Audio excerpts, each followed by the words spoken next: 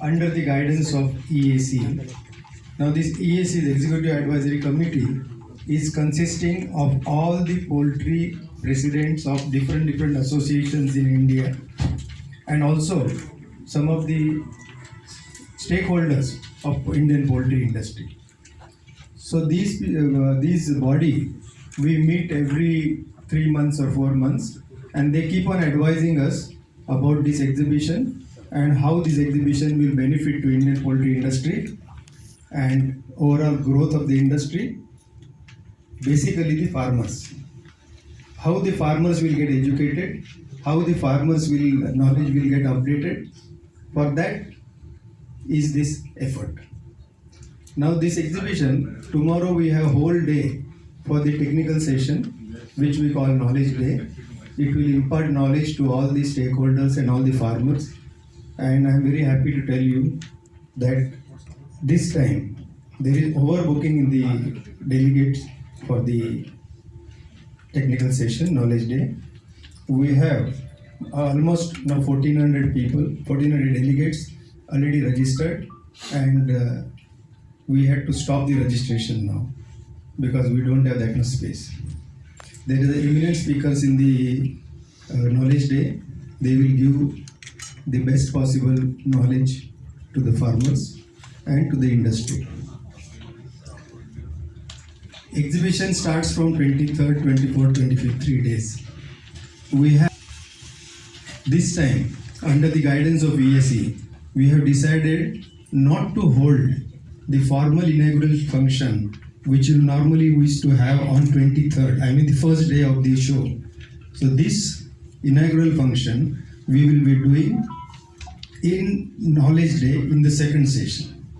So tomorrow 4:30, symbolically the exhibition will be inaugurated and it will be open for public, open for the farmers and poultry industry from next day, that is 10th in the morning. If you see the growth of Indian poultry, it is very remarkable. Now if you compare when the poultry started in 1975, in fact 1960s. So if you compare with 1975 data, manpower cost was hardly 3 rupees 50 paise. Now per day, now the manpower cost is almost minimum 350 rupees per day. So it has increased 10 times, 100 times. Whatever the cost it has increased, they have tried to accommodate they are doing. I am very happy to tell you that our industry, Indian poultry industry, is the most cost-effective poultry industry in the world. At the same time, to over 3.3 million people, and all this has happened because the farmers are very innovative, farmers are very hardworking, and they really take our industry further.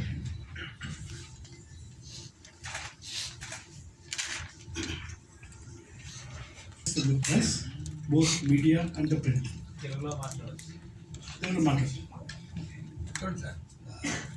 ఇందాక మా అనిల్ దుమాల్ గారు చెప్పినట్టుగా poultry industry growth 1970 నుంచి మొదలైంది. మీరందరూ వినే ఉంటారు, Padmashri doctor BV రావు గారు ఈ ఇండస్ట్రీ యొక్క ఫౌండేషన్ వేశారు. 70 నుంచి ప్రతి సంవత్సరం పెరుగుకుంటా ఇవాళ ప్రపంచంలోనే 3వ స్థానంలో గుడ్ల ఉత్పత్తికి, 4వ స్థానంలో చికెన్ ఉత్పత్తికి మనం ఇండియా ర్యాంకింగ్లో ఉంది. దానికన్నా ముఖ్య విశేషం ఏంటంటే ఇంటర్నేషనల్ ఎగ్ కమిషన్ వారు ప్రతి సంవత్సరము డిఫరెంట్ కంట్రీస్లో కాస్ట్ ఆఫ్ ప్రొడక్షన్ మీద ఎవాల్యుయేట్ చేస్తారు. దానిలో ఇండియా గత 10-12 ఏళ్ళ నుంచి ఎప్పుడు కూడా లోయెస్ట్ కాస్ట్ ఆఫ్ ప్రొడక్షన్లో మనకు ర్యాంకింగ్లో ఉంది. Either 1 or 2. మనము యుఎస్ఓ దీంట్లో 1-2లో ఉంటాము. మనం ఎప్పటికి కూడా లోయెస్ట్ కాస్ట్ ఆఫ్ ప్రొడక్షన్. ఇందాక వాళ్ళు చెప్పినట్టుగా మనకు ప్రతి ఇన్పుట్ కాస్ట్ కూడా దాదాపులో 100 రేట్లు పెరిగిన గుడ్ల కన్స్యూమర్కి అందడానికి మాత్రం ఇప్పటికి కూడా ఇంకా 10 రేట్లు ఉంది. అప్పుడు ఆ టైంలో నాకు గుర్తున్నట్టుగా నేను ఇండస్ట్రీ దాదాపులో 40 ఏళ్ళ నుంచి ఉన్నాను. ఆ టైంలో గుడ్లు 50 పైసలు ఉంటే ప్రాపర్టీ 5 రూపాయలు, అంటే 10 రూపాయలే పెరిగింది. అదే మీరు కాస్ట్ చూసుకుంటే మొక్కజొన్న అన్నా సోయా అన్నా లేబర్ అన్నా ఏది తీసుకున్నా కానీ దాదాపులో 100 రెట్లు పెరిగింది. ఈ 100 రెట్లు కాస్ట్ పెరిగిన కన్స్యూమర్కి మనము ఎక్కువ ధర కాకుండా ఒక మంచి పౌష్టికాహారం ఇవ్వగలుగుతున్నామంటే దీనిలో ఉన్న మెంబర్స్ అందరూ వాళ్ళ కృషిని చెప్పచ్చు. ఇవాళ ప్రపంచంలో అన్ని మీకు దాదాపు ఆల్మోస్ట్ 99% ఉంది. ఇవాళ మీరు జిమ్కి వెళ్ళినా లేకపోతే ఎవరైనా ఆరోగ్యం బాగా మన state is about 10% of the population in the బ్రాయిలర్లో కానీ లేయర్లో కానీ ఉంది. అలాగే కన్జంప్షన్ పార్ట్లో కూడా మన స్టేట్ కన్జంప్షన్లో కూడా ఫస్ట్ పోయి అది ప్రాపర్ వర్డ్ అప్రాప్రియేట్ వర్డ్ రావడం లేదు. రెస్ట్లెస్గా ఈ 50 సంవత్సరాల నుంచి వాళ్ళు పడ్డటువంటి కష్టము ఈరోజు ఈ ఇంత క్వాలిటీ ప్రోడక్ట్ని మనం ఇంత తక్కువ రేట్లో తీసుకురావడానికి యాక్చువల్గా ఫస్ట్ కారణం అని చెప్పొచ్చు. Of course government support every time కంటిన్యూస్గా మనకు అందుతూ ఉంది. ఈవెన్ ఇన్ ద యునైటెడ్ ఆంధ్రప్రదేశ్లో కానీ స్టేట్ సపరేట్ అయిన తర్వాత తెలంగాణలో కానీ కంటిన్యూస్గా పౌల్ట్రీ రైతులకి సపోర్ట్ అనేటటువంటిది ఉంది. Grain availability is the first question. Actually ఇంత పెద్ద మొత్తంలో కంట్రీకి ఇంత న్యూట్రిషనల్ ఫుడ్ తయారు చేయడానికి ఎంతైతే గ్రైన్ రిక్వైర్మెంట్ ఉందో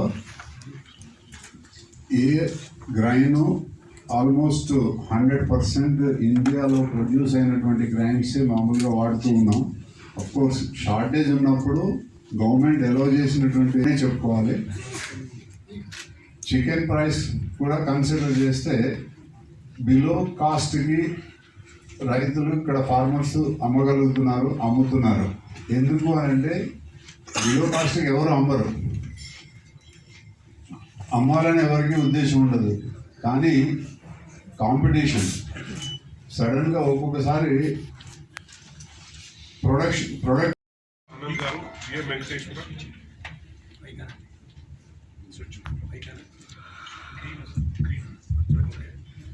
Anand garu, all the members on the dais, Rupeshwar garu, BalaSwamy garu, Mohan Reddy garu, Pradeep garu, ChakradarRao.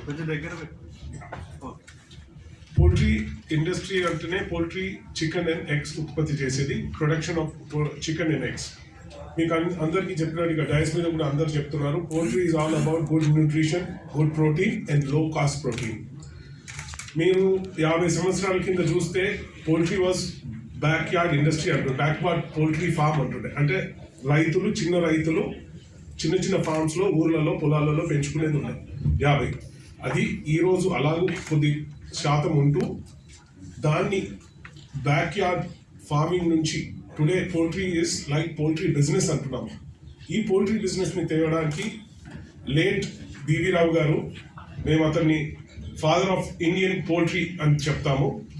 Father of Indian poultry అనేది ఆయన ముందు చూపు, ఆయన ఆలోచించిన విధానంతో ఎప్పుడైతే మనము అంచెలంచెలుగా పెరిగిన ఈ పోల్ట్రీ ఇండస్ట్రీ 50 ఏళ్ళ తర్వాత ఈరోజు అగ్రికల్చర్ సెక్టర్ అంటే పోల్ట్రీ అంటే agriculture sector contribution is almost 5% of our total GDP. ఈ స్థాయికి తెచ్చిన ఈ పోల్ట్రీ ఇండస్ట్రీ వ్యాలిడ్ యాక్టివిటీస్లోనే కాదు, డైరెక్ట్ మాలాంటి రైతులు మేము కూడా చిన్నగా ఎదుగుతూ ఈరోజు ఒక బిజినెస్ రూపంలో తెచ్చాము. మళ్ళీ స్పెషల్ థ్యాంక్స్ టు బివి రావు గారు. అండ్ మీకు ప్రతి ఇండస్ట్రీ తెలుసు, అప్స్ ఉంటాయి, డౌన్స్ ఉంటాయి, ప్రాఫిట్స్ ఉంటాయి, లాసెస్ ఉంటాయి. మాకు తెలంగాణ గవర్నమెంట్ మాకు లాసెస్ వచ్చినప్పుడు మేము ప్రతి రైతు కానీ ప్రతి స్టేట్లో ఉన్న వాళ్ళు they have to approach the government. మేము తెలంగాణ గవర్నమెంట్ అప్రోచ్ అయ్యాం. Thanks to honourable chief minister గారు కేసీఆర్ గారు. మేము పోగానే కొత్త స్టేట్ అయినప్పుడు మేము పవర్ సబ్సిడీకి వెళ్ళాం. మీ అందరికీ తెలిసిన విషయమే, పవర్ అంటే ఎంత హై డిమాండ్లో ఉండే మా కొత్త రాష్ట్రం అయినప్పుడు. అప్పుడు కూడా అప్రోచ్ కాగానే పవర్ గురించి మాకు స్పెషల్ సబ్సిడీ పోల్ట్రీకి, డైరీ కూడా ఇచ్చారు. Since dairy is also valid activity. మా పోల్ట్రీకి కూడా సబ్సిడీ ₹2. బిజినెస్ అన్నాక ఓ పవర్తోనే కాదు, మా మొక్కలు ఏదైతే గ్రెయిన్స్ మేము 90% యూజ్ 60% యూజ్ చేస్తామో గ్రెయిన్స్లో కూడా మేము వెళ్ళినప్పుడు సీఎం గారికి రిక్వెస్ట్ చేసినప్పుడు ఇమీడియట్గా మా గ్రెయిన్స్లో కూడా సబ్సిడీ ఇచ్చారు.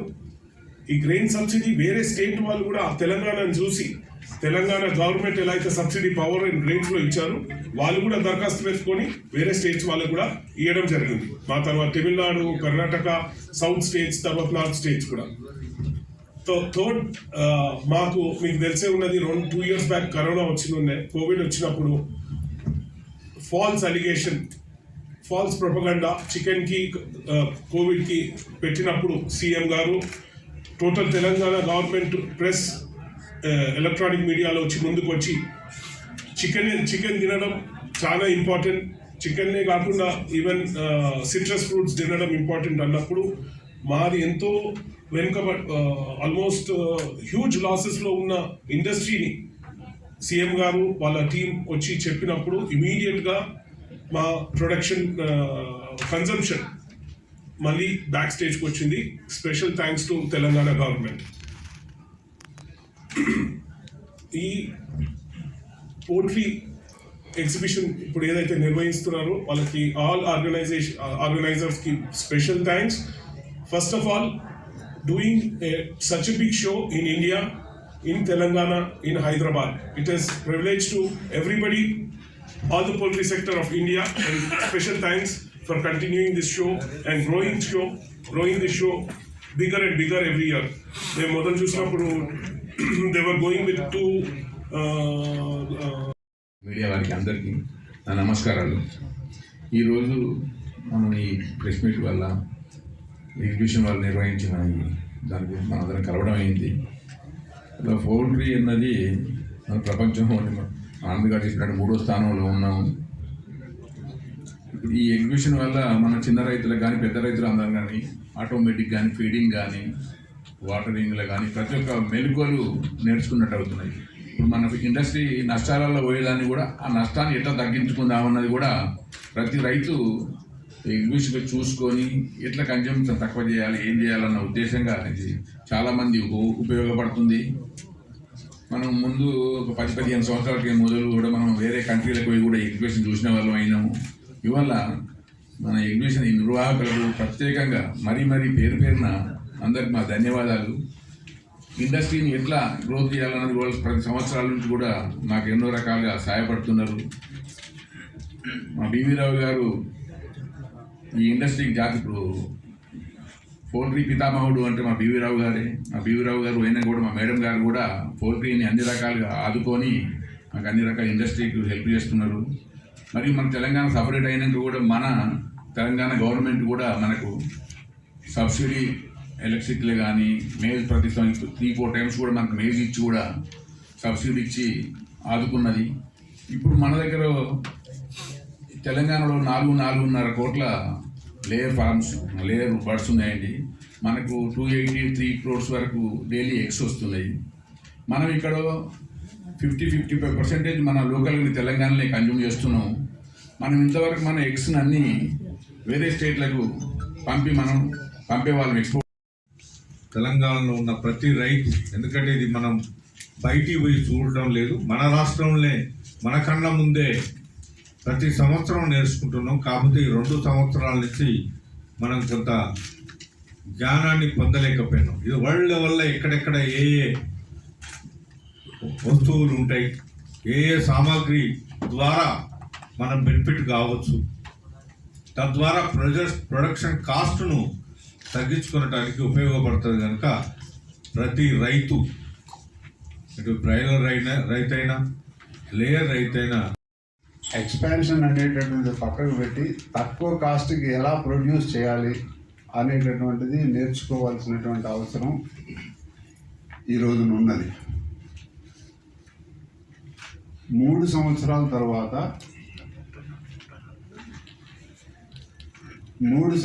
తర్వాత ఈ పౌల్ట్రీ ఇండియా ఎగ్జిబిషన్ 2019లో జరిగిన తర్వాత ఇప్పుడు ఈ సంవత్సరం కండక్ట్ చేస్తూ ఉన్నాం. హైటెక్స్ ఎగ్జిబిషన్ సెంటర్లో 5 halls అరౌండ్ 24,500 స్క్వేర్ మీటర్స్ ఏరియాలో 5 హాల్స్లో 370 మంది ఎగ్జిబిటింగ్ కంపెనీస్ అక్కడ పార్టిసిపేట్ చేస్తూ ఉన్నాయి. అందులో Indian companies 320 companies, foreign companies about 50 foreign companies ఇందులో పార్టిసిపేట్ చేస్తూ ఉన్నాయి. వాళ్ళ ఎక్విప్మెంట్ కానీ, వాళ్ళ బ్రీడ్ కానీ, ఫీడ్ కానీ, మెడిసిన్ కానీ, ఫార్మింగ్ చేసేటటువంటి ప్రాక్టీసెస్ అన్నిటినీ రేపు ఎగ్జిబిషన్లో చూపించడం జరుగుతూ ఉంటుంది.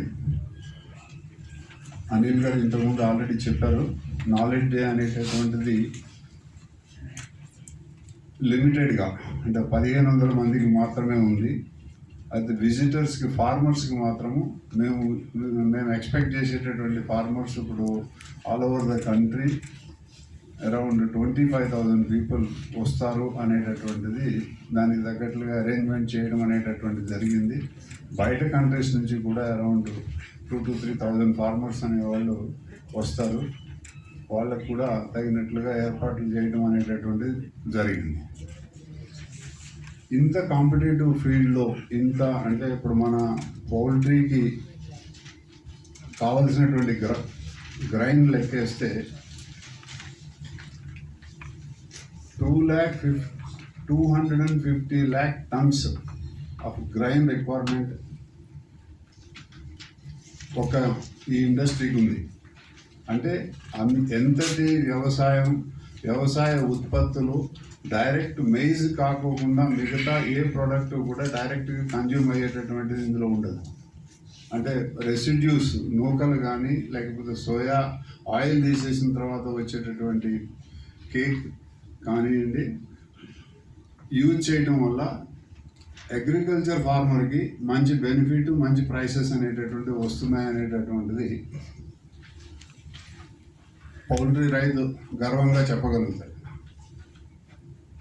ఇది క్యాలిక్యులేషన్ చేసినప్పుడు 12 lakh acres ఏరియాలో వచ్చేటటువంటి క్రాప్ మొత్తం పౌల్ట్రీ ఇండస్ట్రీకి సరిపోదు అనేటటువంటిది ఇక్కడ చెప్పాల్సినటువంటిది. మన స్టేట్లో లెక్కేసినా కానీ అరౌండ్ 10% ఆఫ్ ది ఏరియా అంటే 1.5 lakh acresలో వచ్చేటటువంటి క్రాప్ మొత్తం పౌల్ట్రీ ఇండస్ట్రీకి సరిపోతుంది. ఈ ఇండస్ట్రీకి కావాల్సినటువంటి రిక్వైర్మెంట్ ఎంత అనేటటువంటిది క్యాలిక్యులేట్ చేయటము, ఎప్పటికప్పుడు బులెటిన్ ఇచ్చి ఈ ప్రైసింగ్ ఎంతకు వస్తూ ఉంది అనేటటువంటిది చేయటం అనేటటువంటిది కూడా ఈ రోజున అవసరం. అది ఎవరు చేస్తే రైతు ఎలా పండిస్తారు, అంత ఏరియా అంత క్రాప్ అనేటటువంటిది కూడా మామూలు ఉన్నటువంటి క్వశ్చన్.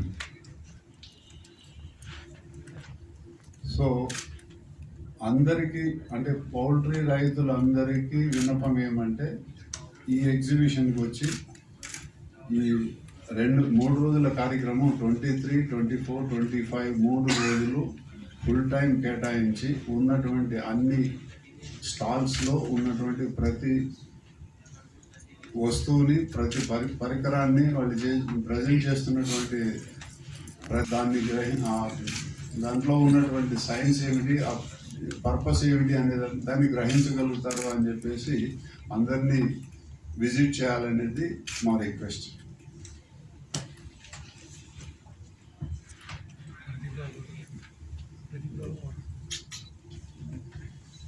తదుపరి ప్రదీప్రావు మాట్లాడవలసిందిగా.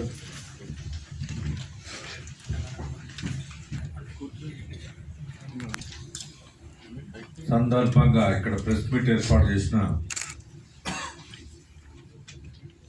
పెద్దలు కేజీ ఆనంద్ గారికి, తుమాల్ గారికి, ఉదయ్ సింగ్ గారికి, అదేవిధంగా చక్రాదర్రావు గారికి, హర్షవర్ధన్ రెడ్డి గారికి, మోహన్ రెడ్డి గారికి, బాలస్వామి గారికి,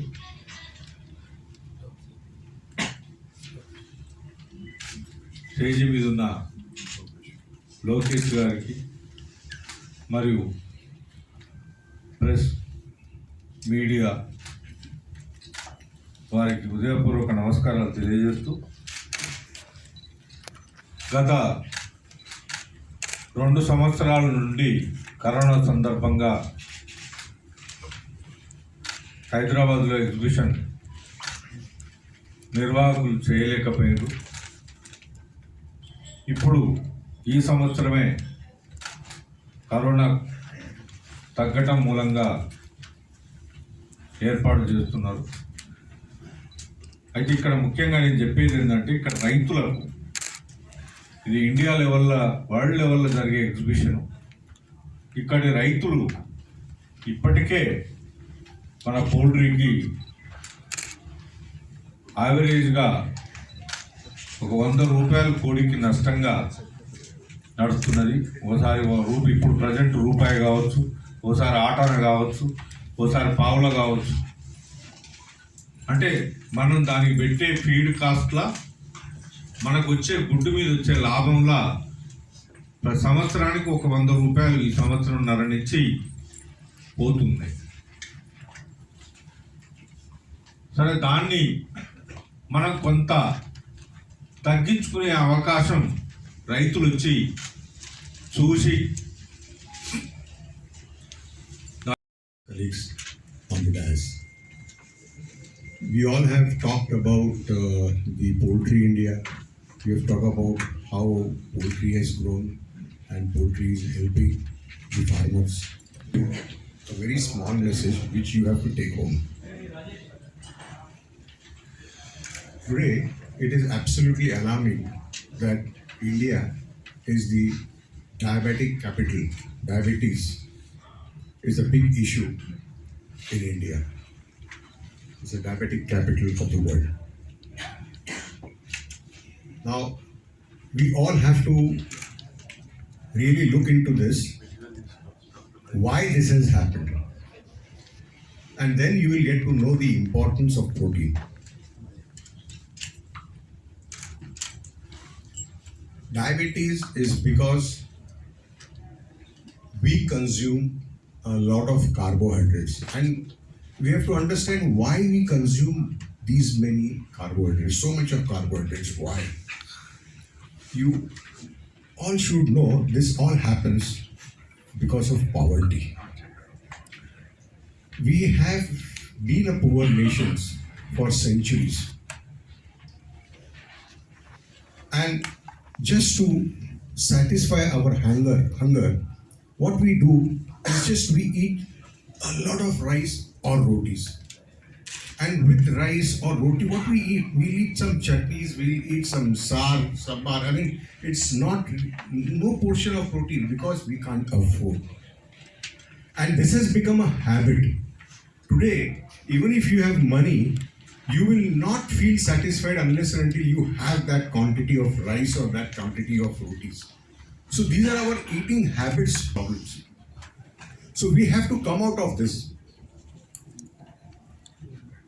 What we need to do now in these habits also, if you have seen, even in our homes, when a mother has to pack a tiffin, the first thing what she will do is maybe some idli she will give, or she'll roll a chapati and put some sugar and ghee in it and give it to him. And something simple, or when he comes home, Maggie. What are you feeding the kids? What are we feeding our kids? I mean, and we keep on blaming the fast food chains that is a junk food. But at home, what is happening? We are so much carbohydrate dependent society, and this is what is our main problem. And because of this, we don't get the required strength. See, physical strength is also very important. Health is very important, and you need protein. And how much protein you need? You need 1 gram of protein per kg body weight, which means you need to consume at least 60 to 70 grams of protein every day. And protein is something which you cannot say that I will consume tomorrow. No, protein needs to be consumed every day. You cannot store protein. And proteins are required to replace your cells. So cells are dying every day and you need protein every day. You cannot say carbohydrates can be stored, fats can be stored, proteins cannot be stored. And if you don't eat your protein, you do fasting, you do something, you are losing some part of your body. So the importance of protein is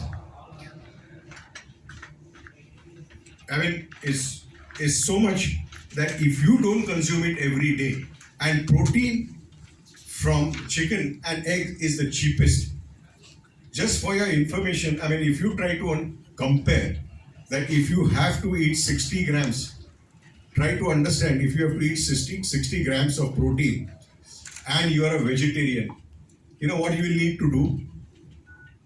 For 60 grams of protein, maybe you will need at least 3 liters of milk, maybe 100 grams of dal. 100 grams of dal you cannot consume. You cannot consume more than 25-30 grams. I am talking about dry dal. You need 100 grams of dal. So you cannot really get your protein only from vegetarian. It is very, very difficult. Of course, you can do it unless and until. Especially media people ఇంతమంది వచ్చారు కాబట్టి దయచేసి జనాల్లోకి తీసుకెళ్ళాలండి. ఇది అయిపోయిన తర్వాత రేపు news చూస్తే ఏదో 2-3 పేపర్లు మాత్రం ఏదో చిన్న న్యూస్ వస్తుంది. ఎందుకంటే కోవిడ్ వచ్చిన సందర్భంలో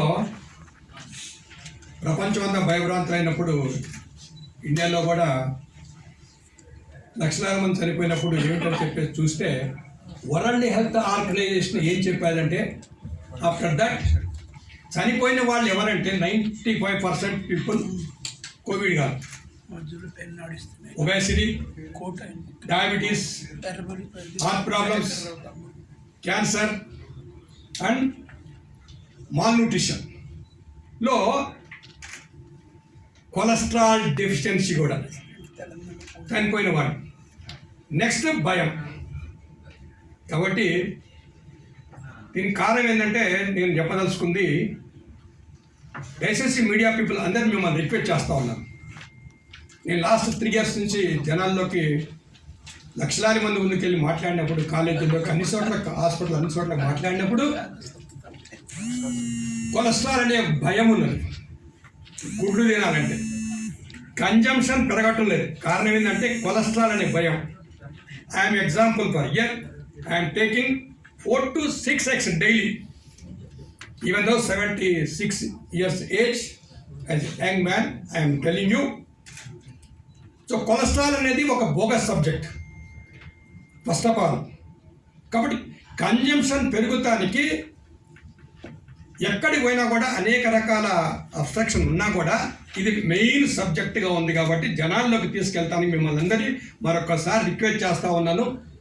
కొలెస్ట్రాల్కును గుడ్డుకి సంబంధం లేదు. Suppose with my experience I'm taking 6 eggs, 2 times stent, 4 స్టంట్లు పడ్డాయి, ఆపరేషన్ అయింది, హార్ట్ ఆపరేషన్. 250 ట్రైగ్లిజరైడ్స్ ఉండేది, ఇప్పుడు 75 ట్రైగ్లిజరైడ్స్. హెచ్డిఎల్ కొలెస్ట్రాల్ ఆ రోజున ఎప్పుడు చూసినాం 32, ఇప్పుడు 48కి వచ్చేసాం. సో 3 రంధ్రాలు పెట్టడం జరిగింది, నడుము చుట్టుకొలత కూడా తగ్గింది. సో ఈ రకంగా చూసినప్పుడు కొలెస్ట్రాల్కు దానికి సంబంధం లేదు. పెరగాల్సింది హెచ్డిఎల్ కొలెస్ట్రాల్. కాబట్టి కొలెస్ట్రాల్ ద్వారా గుడ్లు తినడం కన్జంప్షన్లో మ్యాక్సిమం ఫైనాన్షియల్గా బాగా పొజిషన్ ఉన్న వాళ్ళకు కూడా గుడ్లు తింటలా. కారణం ఏంటంటే కొలెస్ట్రాల్, గుండె జబ్బులు. ఇది మిమ్మల్ని రిక్వెస్ట్ చేస్తూ ఉన్నాను. 14 సంవత్సరాల కింద ఈ యొక్క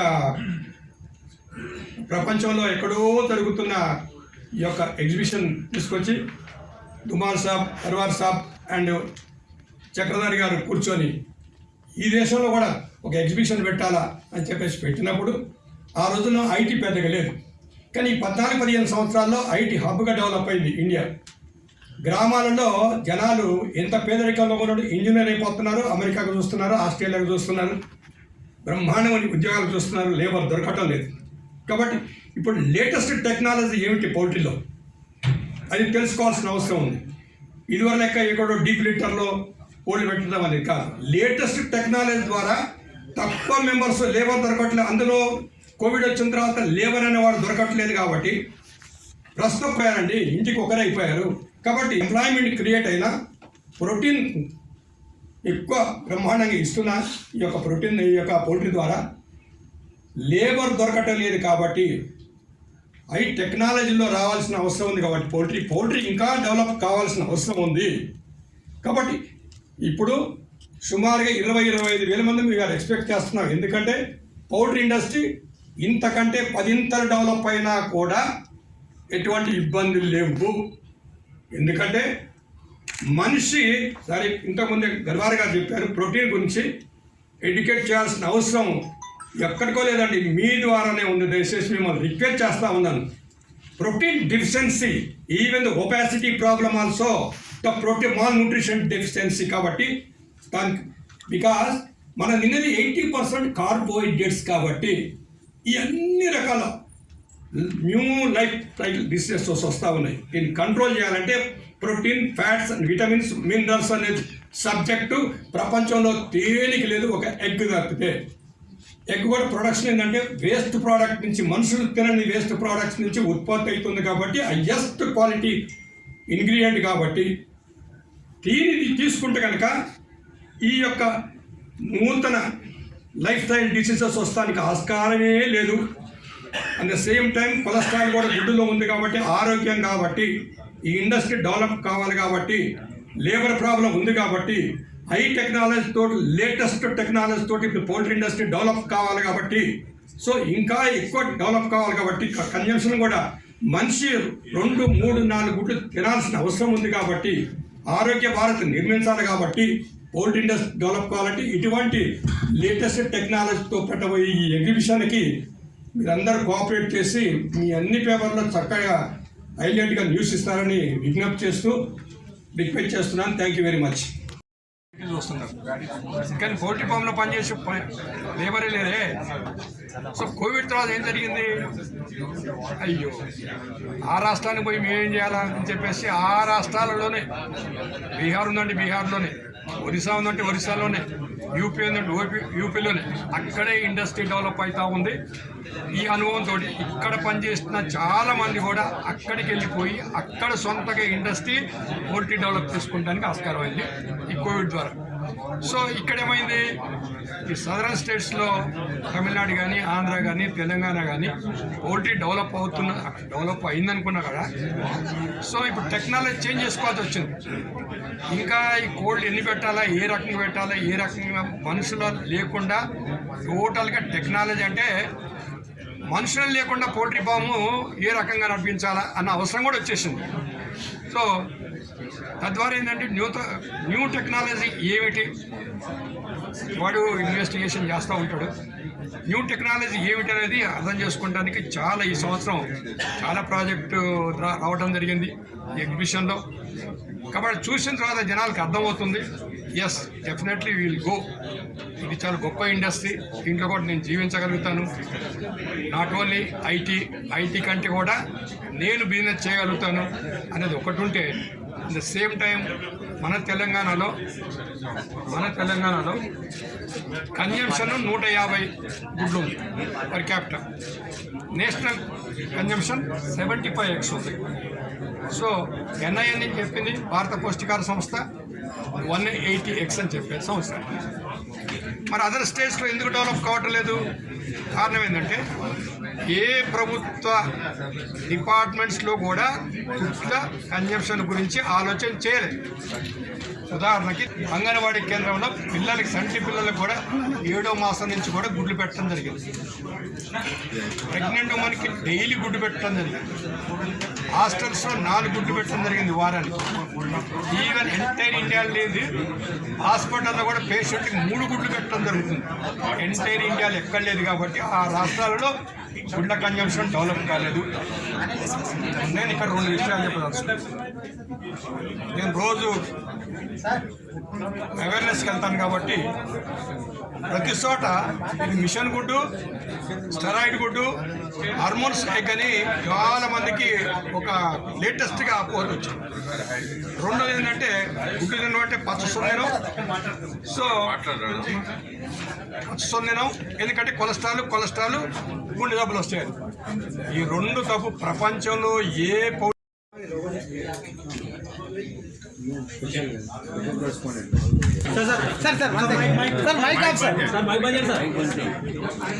లిటిల్ లౌడ్.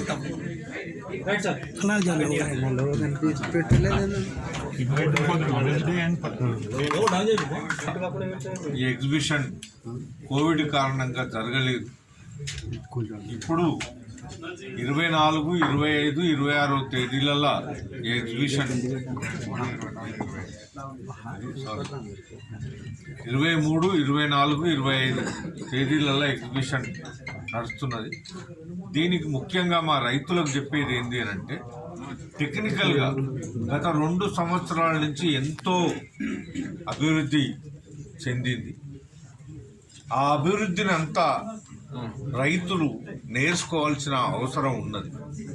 ఎందుకనంటే ఫీడు ఎట్లా ఆదా చేయాలి, కరెంటు ఎట్లా ఆదా చేయాలి, మనం మందులు ఏ రూపకంగా ఎక్కువ తక్కువ మందులు వాడకుండా టెక్నికల్ సర్వీసెస్ ఉంటాయి. ఇవన్నీ కూడా వచ్చి రైతులు దీన్ని నేర్చుకొని తద్వారా విజయవంతం చేయాలని మీ ద్వారా ప్రార్థిస్తున్నాను. సార్ మీరు చెప్పండి sir. about the exhibition you just tell regarding the exhibition. Sir, see the హైటెక్స్లో నిర్వహిస్తున్నటువంటి ఎగ్జిబిషన్